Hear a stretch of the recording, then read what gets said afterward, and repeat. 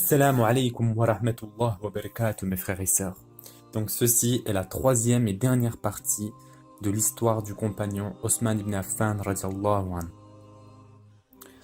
Donc à ce moment précis, il avait exactement 82 ans, Osman ibn Affan radiallahu anhu. Il lui a été interdit l'accès à l'eau. Imaginez-vous le puits qu'il avait acheté lui-même pour l'amour d'Allah subhanahu wa ta'ala, il lui interdisait de l'utiliser. Il lui a été interdit de prier dans le mesjid dont il a financé l'expansion, le mesjid du prophète sallallahu alayhi wa sallam. Il lui a été interdit de la manière la plus humiliante possible, et ceci a été mentionné par le prophète sallallahu alayhi wa sallam dans plusieurs différents hadiths. Aïcha radiallahu anha dit dans un hadith authentique, c'est dans Imam Ahmed, une fois le messager sallallahu alayhi wa sallam demanda à Osman radiallahu anhu de se rapprocher de lui. Et là, le prophète sallallahu alayhi wa sallam commençait à chuchoter dans son oreille. Et lorsqu'Osman entendit cela, il recula. Et pendant qu'il reculait, le prophète sallallahu alayhi wa sallam lui dit « Est-ce que tu as bien compris ?» Et Osman radiallahu anhu dit « Oui ». Et Rasulullah sallallahu alayhi wa sallam lui demanda de se rapprocher encore. Et il continuait à chuchoter à l'oreille jusqu'à ce que le visage d'Osman radiallahu anhu commença à changer de couleur. Et Rasulullah sallallahu alayhi wa sallam continua à lui dire « Est-ce que tu as bien compris ?» Il dit « Na'am ya Rasulallah » Oui, j'ai compris, ô messager d'Allah sallallahu alayhi wa sallam. Et ainsi, lorsque ce fitna arriva, dans lequel Osman radiallahu anhu a interdit strictement les sahabés de se battre en son nom. Et il dit « Je ne veux pas une seule goutte de sang versée pour ma cause. » Mais même avec ça, Ali radiallahu anhu plaça ses enfants Al-Hassan et Al-Hussein pour protéger Osman radiallahu anhu. Az-Zubayr radiallahu anhu plaça lui aussi son enfant Abdullah ibn Az-Zubayr radiallahu anhu. Les enfants des plus grands sahaba gardaient et protégeaient Osman radiallahu anhu, et malgré cela Osman leur dit « Ne versez surtout pas une seule goutte de sang pour ma cause. » Ali radiallahu anhu lui supplia « Il faut que nous déjouons ce fitna. Il faut déjouer ce complot. » Et il refusa encore et encore. Et c'est là que l'on a vu que ces gens impolis, ces cœurs durs que ces personnes avaient lorsqu'ils ont traité Osman radiallahu anhu pire qu'un prisonnier.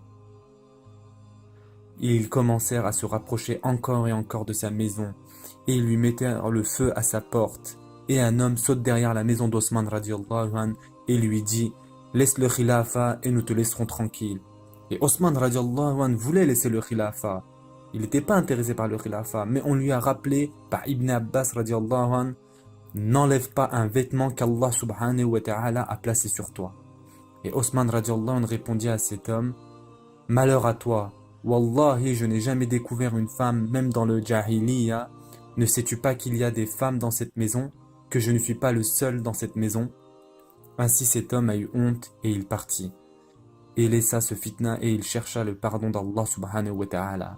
Ensuite, le prochain incident qui frappa et qu'ils commencèrent à jeter des pierres sur la maison d'Osman radiallahu anhu. Et ils essaya de le toucher avec ces pierres. Et Osman radiallahu anhu dit à travers sa fenêtre « N'êtes-vous pas au courant qu'il y a d'autres personnes que moi ici et que vous pourriez les blesser ?» Ils dirent « Nous ne t'avons pas jeté des pierres. » Osman radiallahu anhu dit « Donc qui est-ce qui les a jetées ces pierres ?» Ils dirent « Allah subhanahu wa ta'ala les a jetées sur toi. » Et il leur répondit « Qu'Allah subhanahu wa ta'ala vous disgrâce, vous êtes des menteurs, parce que si Allah jetait une pierre sur moi, il ne m'aurait jamais manqué. » Et cette personne quitta ce fitna et il chercha le pardon d'Allah subhanahu wa ta'ala. Et ils commencèrent à discuter entre eux qui allait tuer Osman radiallahu anhu. Ils ont tout d'abord envoyé un homme qui arriva vers Osman radiallahu anhu et il leva son épée juste devant le visage d'Osman radiallahu anhu. Et Osman radiallahu anhu lui dit « D'où viens-tu » Et il lui dit « Benu Layth » Osman radiallahu anhu lui dit « Tu n'es pas le bon » Et il lui dit « Pourquoi » Osman radiallahu anhu lui dit « Parce que Rasulullah sallallahu alayhi wa sallam a fait des doigts pour ta tribu. » Et cet homme baissa son épée et partit en courant, et il chercha le pardon d'Allah subhanahu wa ta'ala. En ce jour de jeudi, le jeudi 16 juillet, Osman radiallahu anhu, pendant qu'il est en train de lire le Coran, assis, cet homme de 82 ans, fatigué, s'endormant au moment de Salat al-Asr. Il jeûnait ce jour-là parce que c'était jeudi et que c'est la sunna du prophète sallallahu alayhi wa sallam de jeûner ce jour. Et il voit dans son rêve Rasulullah sallallahu alayhi wa sallam debout devant lui, souriant, et derrière lui se trouvaient Abu Bakr et Omar radiallahu anhu. Et Rasulullah sallallahu alayhi wa sallam dit Ya Ousmane, est-ce qu'ils t'ont interdit l'accès à l'eau? Et il dit Na'am ya Rasulullah, oui ya Rasulullah. Il lui dit Ya Ousmane, est-ce qu'ils t'ont interdit l'accès à la nourriture? Il dit Na'am ya Rasulullah, ils m'ont interdit l'accès à la nourriture. Il lui dit Ya Ousmane, est-ce qu'ils t'ont empêché de faire la prière dans mon masjid? Il dit Na'am ya Rasulullah, ils m'ont interdit de prier dans ta mosquée. Et Rasulullah sallallahu alayhi wa sallam lui dit ensuite à Ousmane radiallahu anhu, celui qu'il aimait tant à un point où il a passé une nuit entière à faire des doigts pour son plaisir, pour celui qui est devenu muet à la mort du prophète sallallahu alayhi wa sallam. Rasulullah sallallahu alayhi wa sallam dit à Ousmane radiallahu anhu, bonne nouvelle Ousmane, tu vas ouvrir ton jeûne avec nous ce soir, subhanallah. Et les gens autour de Ousmane radiallahu anhu voient Al-Hassan et Al-Hussein et les femmes de la maison, ils voient les larmes couler des yeux d'Ousmane radiallahu anhu. Et il se réveille rempli de bonheur et il raconte son rêve aux personnes présentes dans la maison. Aussitôt qu'il raconta son rêve à sa femme Na'ila radiallahu anhu, mais aussi à Al-Hassan et Al-Hussein, les gens prirent d'assaut la maison. Et pendant qu'ils prennent d'assaut la maison et qu'ils se mettent devant lui, Ousmane radiallahu anhu était simplement assis en train de lire Surat al-Baqarah à 82 ans. Et il ne leur accordait aucune attention. Et les gens qui étaient venus le tuer le regardent et ils ne savent pas quoi faire de lui. Regardez cet homme et son khushu'. Comment pouvons-nous tuer cet homme? Mohammed ibn Abi Bakr, qui a été frappé par ce fitna, arrive devant Ousmane radiallahu anhu et l'attrape par la barbe. Et au moment où il va le frapper, Ousmane radiallahu anhu lui dit « Lâche ma barbe, parce que ton père avait l'habitude de l'honorer. Lorsque je verrai ton père au Jannah, je ne veux pas lui dire que tu as été celui qui m'a tué. » Et ensuite, ces rebelles ont frappé Ousmane radiallahu anhu sur la tête avec un bout de métal. Et le sang était en train de couler de la tête d'Ousmane radiallahu anhu. Et le premier endroit où le sang coula était sur le Coran. Et où exactement dans le Coran? Sur le verset « Sayakfikahumullah » Allah te suffira contre eux. Et ensuite, l'un d'entre eux veut le frapper avec son épée. Et Ousmane radiallahu anhu plaça sa main au-dessus de sa tête afin de se protéger. Et il lui coupa la main d'Ousmane radiallahu anhu. Et Ousmane radiallahu anhu dit « Wallahi, la main que tu viens juste de couper était la première main à écrire le Coran. » Et ensuite, il plaça l'épée contre l'estomac d'Ousmane radiallahu anhu. Et sa femme, lorsqu'elle vit cela, venait en courant pour placer sa main entre l'épée et l'estomac d'Ousmane et lui coupèrent les doigts de sa femme. Puis ensuite, il perça l'estomac d'Ousmane radiallahu anhu. À 82 ans, Ousmane radiallahu anhu s'en alla de ce monde. Et un des rebelles sauta sur la poitrine d'Ousmane radiallahu anhu et lui poignarda 6 fois. Et il dira plus tard qu'il l'a poignardé 3 fois pour l'amour d'Allah et 3 fois pour lui-même. Ensuite, ils ont traîné le corps d'Ousmane radiallahu anhu jusqu'à la déchetterie, là où il y avait toutes les poubelles de la ville. Et sa femme, Na'ila radiallahu anhu, mentionne que son visage était recouvert de sang et qu'elle est rentrée à la maison pour voir si elle avait de quoi recouvrir son visage. Mais ils avaient tout brûlé. Donc, j'ai enlevé mon voile et je l'ai placé sur son visage et tout d'un coup, j'ai vu une personne courir et il arriva précipitamment. Et je pensais que cet homme allait nous aider. Mais il a au contraire enlevé les vêtements de cet homme qui était décédé, qui était le beau-fils du prophète sallallahu alayhi wa sallam 2 fois de suite. Il enleva ses vêtements et il le poignarda au visage.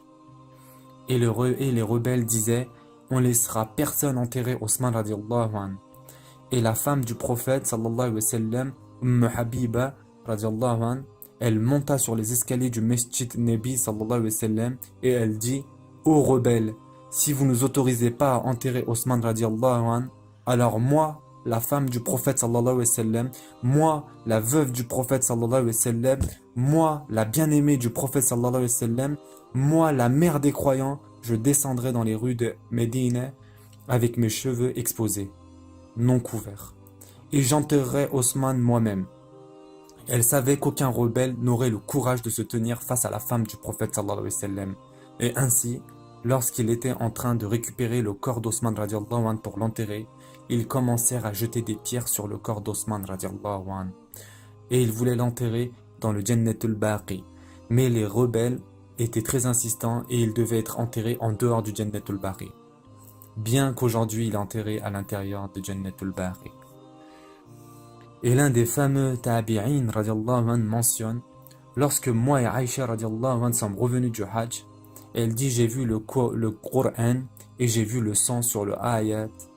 Fayakfikahumullah, Allah te suffira contre eux. Et elle jura par Allah que chacun de ces rebelles moururent dans une atroce souffrance. Pendant une occasion, Abdullah ibn al-Mubarak radiallahu anhu était en train de faire le tawaf autour du Kaaba. Et il vit une personne se tenir contre le Kaaba en disant: oh Allah, pardonne-moi, oh Allah, pardonne-moi, mais je te jure que tu me pardonnerais pas. Et Abdullah ibn Mubarak était étonné et stupéfait du doua de cette personne. Et il lui dit: qui es-tu? Et il répondit: je suis la personne qui frappa sur la tête d'Osman radiallahu anhu avec une barre de fer. Et regarde comment Allah subhanahu wa ta'ala a défiguré ma main. Et Abdullah ibn al-Mubarak lui donna un coup de pied et lui dit: va-t'en d'ici, tu es la pire des personnes. Ibn Musa al-Asari radiallahu anhu mentionne: lorsque je suis revenu de Sham, j'ai vu un groupe de personnes en dehors du mesjid autour d'une personne avec une main défigurée et un pied défiguré. Et lorsque je me suis rapproché de cet homme, il m'a dit: oh Abu Musa al-Asari, éloigne-toi. Et je me suis dit: mais comment se fait-il que cette personne me connaît? Et il dit: peut-être que tu me connais pas, mais moi je te connais. Je suis la personne qui a percé le ventre d'Osman radiallahu anhu avec un couteau. Et Osman radiallahu anhu m'a maudit et regarde ma main et mon pied aujourd'hui. Ceci était l'histoire du compagnon Osman ibn Affan radiallahu anhu.